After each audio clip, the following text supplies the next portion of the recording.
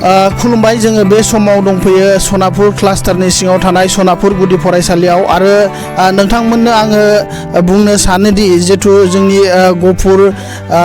education block दङ बे ब्लकनि आन्दारावनो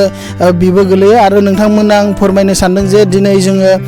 बेयाव फैनायनि गुबै जाहोनानो जाहैबाय जेजेएमनि माखासे जितु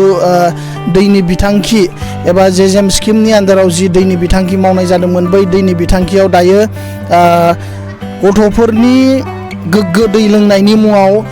गोबां जायगाफ्राव गुबुन गुबुन रोखोमै गोबां गथ'फोरनि गोग्गो दै लोंनायनि सुबिदाखौ खालामना होनाय जादोंमोन आरो थिग बेफोरबायदि समावनो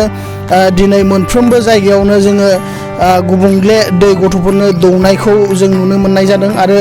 बे जिथुनिखि बिथांमोना जेजेएम बिथांखिनि गेजेरजों जेरैबायदि दै गथ'फोरनो गोग्गो दै दौनायनि मुङाव सरकारा जि स्किम एनाउन्समेन्ट खालामदोंमोन आरो थिग बेबायदिनो लुफुंजादोंबो नाथाय माखासे जिथु बिथांखिफोरनि जिथु लुफुंजानाय फिल्टारफोर दङ एबा दै लोंनायनि जिथु सुबिदा दङ बै सुबिदाफोराव दायो आयरन जानो हमदों आरो गथ'फ्रा बै आयरन दैखौ लोङोबा बेसेबांसिम देहाया गोग्गो थागोन बिनि सायावबो जों साननांगौनि गोनां जानानै फैदों आरो मोनफ्रोमबो फरायसालिफोराव जेरैबायदियै बे बिथांखिखौ मावनाय जादों मोनफ्रोमबो फरायसालियावनो गोग्गो दै मोनलोङाखै मानो होननानै बुङोब्ला मोजाङै हाबा मावैनि जाहोनाव बेफोरबायदि जिथु मावनाय थिकादारफोरनि माखासे